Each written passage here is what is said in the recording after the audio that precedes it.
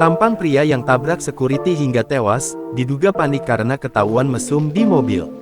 Seorang pria berinisial G ditangkap polisi, setelah menabrak security bernama Biston Simanjuntak hingga meninggal dunia. Menurut Kapolsek Medan Area, Kompol Hendrik Aritonang, peristiwa tersebut terjadi di kawasan Jalan Emas Kecamatan Medan Area, pada Senin tanggal 13 November tahun 2023 lalu. Berdasarkan keterangan yang diperoleh, kejadian itu bermula ketika korban yang merupakan security melihat mobil pelaku dalam keadaan bergoyang diduga sedang mesum. Mobil tersebut berada di parkiran Yang Lim Plaza, tempat korban bekerja menjadi security. Merasa curiga, korban dan rekan security-nya mencoba mendatangi mobil yang bergoyang tersebut.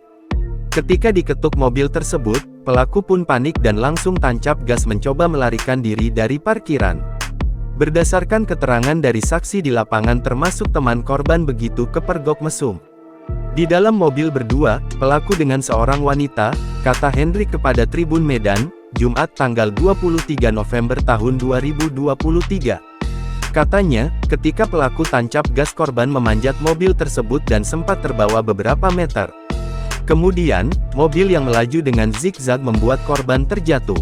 Lalu, pelaku pun langsung tancap gas dengan menerobos pintu portal keluar di Yang Lim Plaza dan kabur meninggalkan lokasi.